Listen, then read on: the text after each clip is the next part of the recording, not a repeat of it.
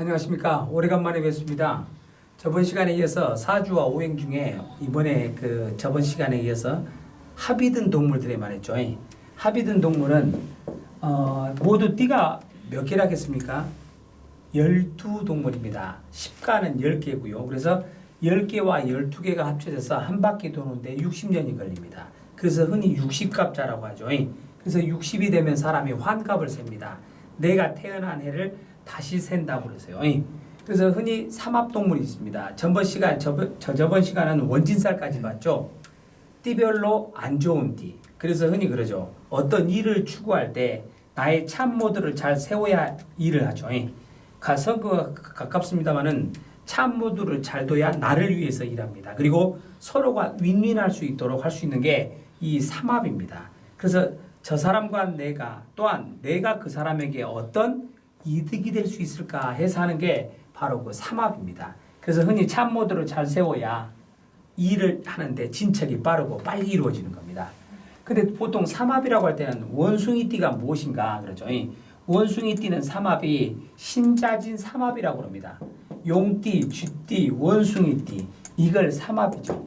음식에도 삼합이 있는 것처럼 띠에도 마찬가지입니다. 이게 가족들 간에도 그러죠. 어른들은 그럽니다. 자녀들이 왜 나를 위해주지 않습니까? 그러면 얘야 10손가락 깨물어서 안 아픈 손가락이 있느냐라고 그러죠. 근데 안 아픈 손가락이 있어요. 부모들은 다 사랑을 똑같이 준다지만 아닙니다.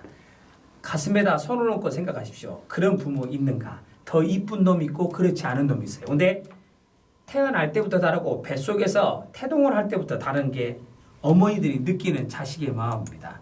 근데 자식이 느끼는 또 부모에 대한 기대는 또 다르죠. 그러니까 요 단순히 사주 오행을 나의 운세가 아니라 얼마만큼 나를 아느냐예요. 그래서 이 사주와 오행을 인문학이라고 하는데 사람들은 사주 그러면 떠오르는 느낌 점이다 그래요. 점은 아닙니다. 내 미래를 어떻게 점이다 맡깁니까? 아니죠. 뿌린 만큼 거두어들이는 게 인생인데 이걸 보는 이유는 무엇이냐? 내 체질은 무엇이며 내 체질에 맞는 직업은 무엇인가를 아는 것인데 이걸 엉뚱하게 써먹다 보니까 점으로 흘러가 버린 겁니다. 사주 그러면 점 아니에요.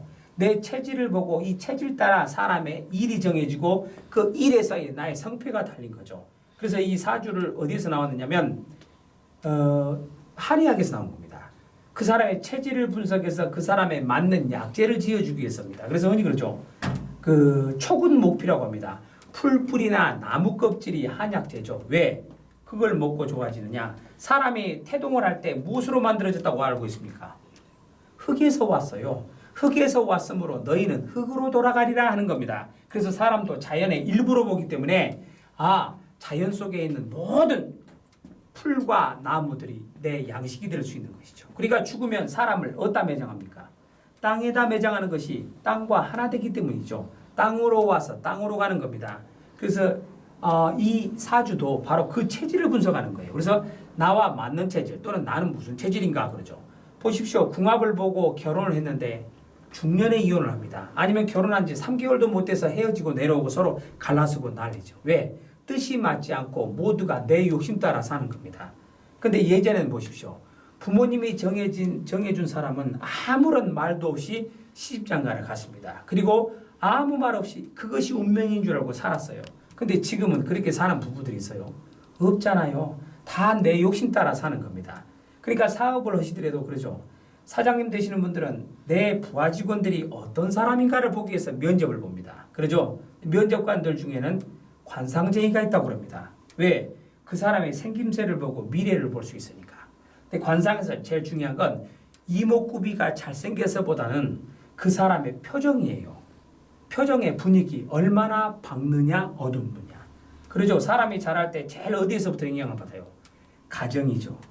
엄마와 아버지 그리고 자녀들 형제 자매가 있는 것. 그 어우러짐 속에서 우리는 인성이라는 걸 기릅니다.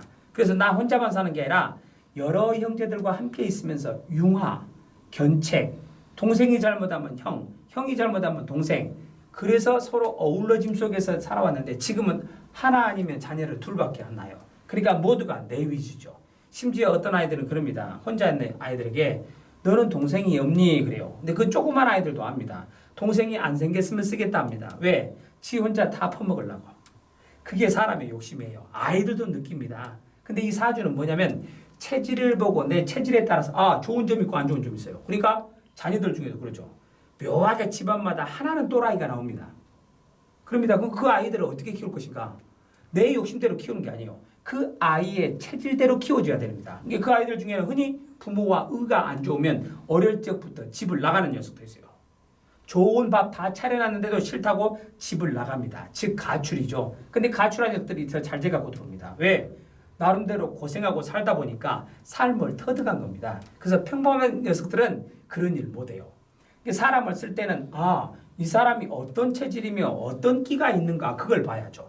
남녀가 만나서 연애를 하더라도 이 남자 쪽에 내 미래의 그 자손들을 생각하죠. 이 남자 쪽의 집안이 어떤 직업이 많은가. 왜? 직업은 피 속에서 죽는 것이거든요. 피 속에 있는 DNA 속에다가 재능을 심어줍니다. 집안마다. 어떤 집안은 음악가만 나오고 어떤 집은 의사들만 나오고 어떤 집은 정치가들만 나오는 거예요. 그게 묘합니다. 그걸 많이 따르는 곳이 묘하게도 일본입니다. 그래서 일본은 정치도 바로 대물림 되는 거죠. 아베 보십시오. 할아버지가 정치가였다고 합니까? 외할아버지가. 그게 다 엄마 아니면 아빠 쪽의 핏줄에서 이어지는 거예요. 근데 만나면 무조건 첫 마디가 뭡니까? 연봉 얼마예요? 집 있어요? 차 있어요? 물어보는 건 아니죠. 돈 떨어지면 인간성도 없겠네요. 아닙니다. 그래서 사람의 마음씨를 보는 거죠. 근데 마음씨가 눈에 안 보이잖아요. 하는 말 있죠. 보이는 것보다는 보이지 않는 것이 더 중요하니라 그러잖아요. 그래서 이 사주를 보면서 그 사람의 대강을 보는 겁니다.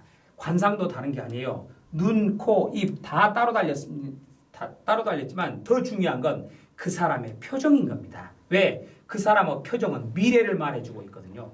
표정이 어두운 사람은 그래서 어른들이 좋아하지 않습니다. 해맑은 표정, 웃는 표정, 그게 미래의 나를 결정하는 거예요. 그러니까 사람인가 살다 보면 바로 오늘 내 얼굴빛이 미래에 납니다. 흔히 그러죠. 친구들 간에 만나면 야 너는 요즘 잘 나가는가 보다. 얼굴이 훤히 좋다 그래요. 얼굴빛이 미래예요. 그러니까 자꾸 밝은 생각, 밝은 마음으로 세상을 봐야지 조금만 모이기만 하면 너무 헐뜯고 뒤에서 뒷담화하고 별로 좋은 짓 안 하면 안 좋은 겁니다. 그리고 묘하게 내가 하는 짓이 나 하나로 끝나는 게 아니에요. 내 자녀에게 가는 거예요. 그러니까 그러죠. 잘못이 하거나 하다가 일이 멈추면 나는 전생에 무슨 죄를 졌을까 그럽니다. 근데 전생을 가지고 있는 신앙은 불교입니다. 기독교에는 전생이 없습니다. 그걸 알고 보시면 2단에 빠질 필요도 없어요. 뭐 태권도 합니까? 2단, 3단을 따지게 알면 되는 거예요. 사주 명리학도 교회에서는 이걸 금기시합니다.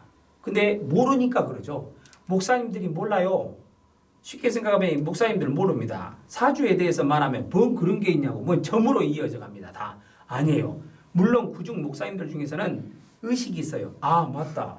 이런 게 있구나 이래서 하시는 분도 있는데 대개 사주 그러면 점으로 치부하지 뭐 그것이 인문학이요? 라는 그런 무식한 분들도 있습니다. 그래서 흔히 인문학에서 따질 때 사주와 오행에서 목화토금수가 오행입니다. 이 오행인데 띠별로 분석해가지고 년, 월, 일, 시를 해가지고 이게 사주예요. 그걸 봐가지고 분석을 해서 목, 화, 토, 금, 수 체질별로 쓰임이 다른 겁니다. 목체질, 화의 체질, 토, 금, 수죠. 아마 이 중에서 너무 한쪽으로 많이 쏠리는 게 이상한 사주, 즉 또라이 같은 사주예요. 근데 그 또라이 같은 사주를 잘만 활용하면 큰일을 이룹니다. 왜? 그 사람들은 불도저 같은 성격이에요. 그리고 한 곳으로 너무 오행이 많이 쏠렸다. 이것 가지고 그 사람의 체질 분석이 되는 것이고 독특하게 개성이 드러나는 직업을 가져야죠. 이게 예를 들면 물이 많다. 보통 이게 전부 2개씩이 정상이에요. 근데 2개씩인데 10개가 되죠. 2개씩이면. 근데 묘하게 인생은 사주 팔자입니다. 그러니까 잘 되거나 못 되거나 아이고 내 팔자야 하는 거예요. 이 팔자입니다. 8개의 글자. 근데 8개인데 2개가 부족해요. 이건 10개잖아요. 근데 사주를 보면 8개입니다. 그래서 부족한 2%를 갖고 사는 게 인생이다 그래요. 이게 완벽한 게 없잖아요.